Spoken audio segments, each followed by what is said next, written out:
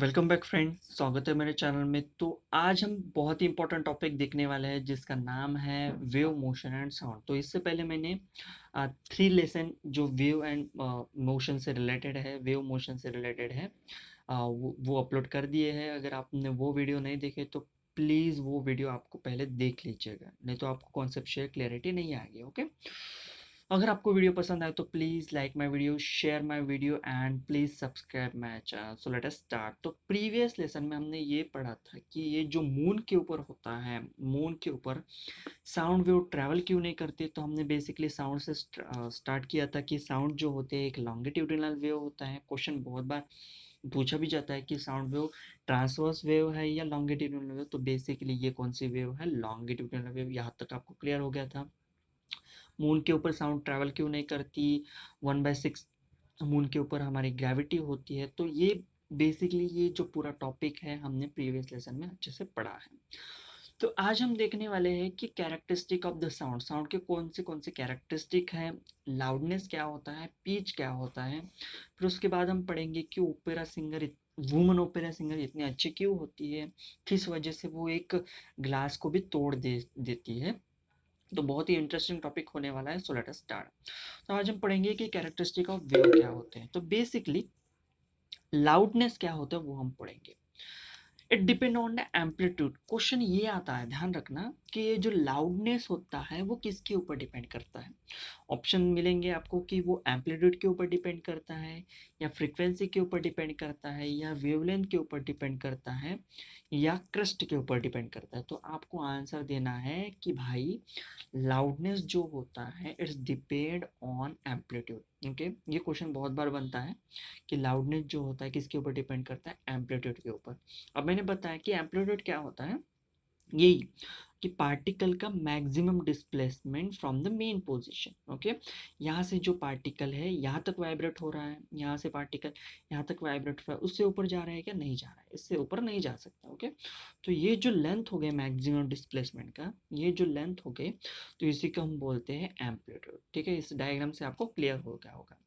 तो लाउडनेस किसके ऊपर डिपेंड करता है? It's depend on the amplitude. अगर मैं बोलूँगा कि ये छोटा वाला साउंड बॉक्स है, बड़ा बॉक्स है, ओके, तो किससे आवाज़ ज़्यादा आएगी? ओके, बेसिकली बड़े वाले से आवाज़ आया ज़्यादा आएगी। ओके, तो इसकी लाउडनेस जो है ज़्यादा है। एंड लाउडनेस किसके ऊपर डिपेंड करता है? भाई ये जो वेव होता है, वेव के एम्पलीट्यूड के ऊपर ये डिपेंड करता है। अब हम देखते हैं कि पिच क्या होती है। तो basically pitch it depend on the frequency. अब प्रीवियस लेसन में हमने पढ़ा कि फ्रीक्वेंसी कैसे मेज़र करते हैं। तो हम बोल सकते हैं कि ये जो होता है, ओके, हाई फ्रीक्वेंसी वाली वेवलेंथ है, वेव है, एंड ये है लो फ्रीक्वेंसी वाली वेव। तब हम बोल सकते हैं कि इस वेव की जो, ओके, इस वेव की पिच क्या है? ज़्यादा है, क्योंकि पिच किसके ऊपर डिपेंड है? फ्रीक्वेंसी के ऊपर। ठीक है ना। तो फ्रीक्वेंसी क्या है? वाइब्रेशन पर सेकंड। मैंने प्रीवियस लेसन में ही आपको बताया था कि फ्रीक्वेंसी क्या होती है। अगर आपने वो वीडियो नहीं देखा तो प्लीज़ उस वीडियो का आप देख लीजिएगा। तो फ्रीक्वेंसी, पिच किसके ऊपर डिपेंड करता है? फ्रीक्वेंसी के ऊपर। ओके, तो इसीलिए जो हमारे वुमन की जो आवाज़ होती है ना, हाई फ्रीक्वेंसी वाली होती है। ओके, अगर कभी जो जो एक वुमन और मेन कॉरल कर ले, मतलब एक दूसरे से झगड़ ले, तो वुमन की आवाज़ ज़्यादा निकलती है, क्योंकि उनकी आवाज़ की पिच ज़्यादा होती है। अब हम देखते हैं कि ये जो लेडीज़ ओपेरा जो सिंगर होते हैं, ओके, वो इतने इजीली ग्लास को कैसे क्या तोड़ पाते हैं। ठीक है ना। The frequency of the ladies voice is higher than men. ठीक है, तो जो लेडीज़ की वॉइस की जो फ्रीक्वेंसी होती है, पिच होती है, वो बहुत ज़्यादा होती है। फ्रीक्वेंसी ज़्यादा यानी उसकी आवाज़ की पिच भी ज़्यादा होती है, तो वो ईज़िली, ओके, ईज़िली ग्लास को तोड़ पाती है। इसलिए जो वुमन ओपेरा सिंगर है वो one of the best opera singer होते हैं as compared to the men. ठीक है ना। तो क्यों? क्योंकि उनकी आवाज़ की जो पिच होती है वो बहुत ज़्यादा होती है, फ्रीक्वेंसी बहुत ज़्यादा होती है।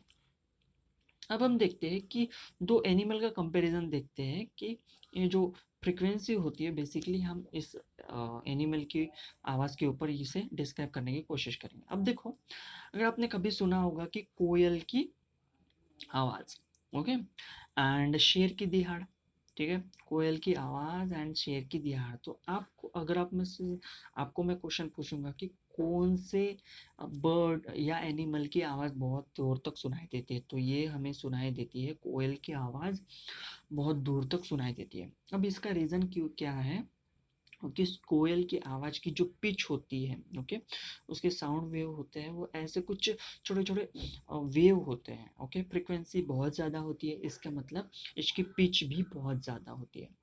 बट अगर हम उसी शेर की बात करें तो उसका जो वेव होते हैं कुछ इस तरह होते हैं, बड़े वेव होते हैं, पिच लो होता है, इसका मतलब फ्रिक्वेंसी भी लो होती है, ओके। तो इसलिए हम शेर की दिहाड़ जो है बहुत दूर तक सुन नहीं सकते हैं, लेकिन कोयल की जो आवाज़ होती है वो हम बहुत दूर तक सुन सकते हैं। तो बेसिकली यही रीज़न ये इसके पीछे है। अगर मैं बोलूँगा आपको कि एक छोटा बच्चा बहुत ज़ोर से रो रहा है, ठीक है ना, छोटा बच्चा बहुत ज़ोर से रो रहा है एंड एक बड़ा बड़ा जो इंसान है वो भी रो रहा है, तो हम क्या बोलेंगे कि किसकी आवाज़ की फ्रिक्वेंसी ज़्यादा है, ओके। तो छोटे बच्चे की आवाज़ की फ्रिक्वेंसी बहुत ज़्यादा होती है, ठीक है। तो ये बात याद रखना कि उनकी आवाज़ जो होती है, आवाज़ की फ्रिक्वेंसी बहुत ज़्यादा होती है, उनकी आवाज़ बहुत दूर तक सुनाई देती है। आई होप आपको यहाँ तक लेसन क्लियर हो गया होगा। तो उसके बाद हम पढ़ेंगे नेक्स्ट वीडियो में कि क्वालिटी क्या होती है, फिर उसके बाद उसके ऊपर भी बहुत बार क्वेश्चन पूछे जाते हैं। आई होप आपको यहाँ तक क्लियर हो गया होगा। Thank you for watching my video.